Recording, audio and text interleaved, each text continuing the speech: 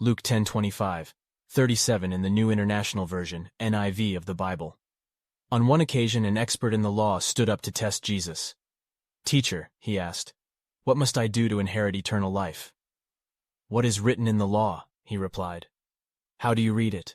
He answered, "Love the Lord your God with all your heart, and with all your soul, and with all your strength, and with all your mind, and love your neighbor as yourself." "You have answered correctly," Jesus replied. "Do this, and you will live." But he wanted to justify himself, so he asked Jesus, "And who is my neighbor?" In reply, Jesus said, "A man was going down from Jerusalem to Jericho when he was attacked by robbers.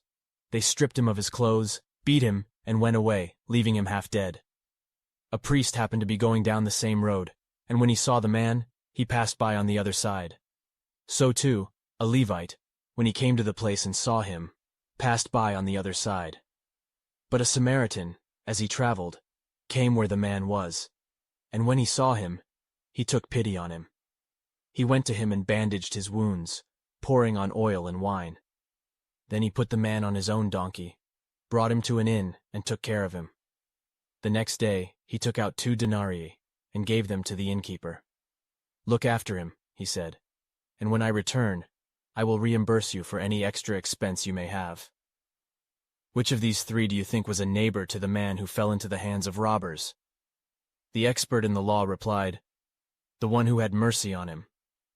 Jesus told him, "Go and do likewise." The parable of the Good Samaritan is a powerful illustration of what it means to love one's neighbor as oneself, as Jesus taught in response to a question from an expert in the law about inheriting eternal life.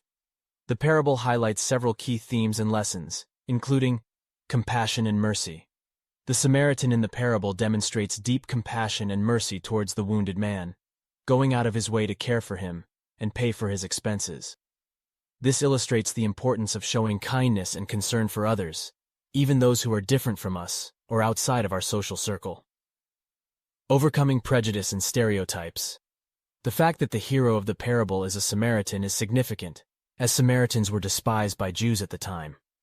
Jesus uses this detail to challenge his listeners to see beyond stereotypes and prejudices, and to recognize that all people are made in the image of God and deserve love and respect.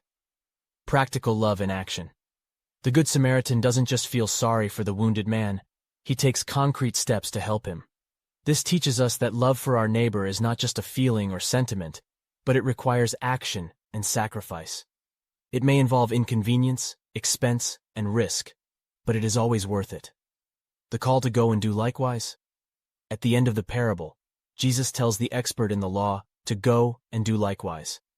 This is a challenge to all of us to follow the example of the Good Samaritan and love our neighbors in practical, sacrificial ways. We should not just talk about love, but actively seek out opportunities to show it, even to those who are difficult to love or who may not love us in return.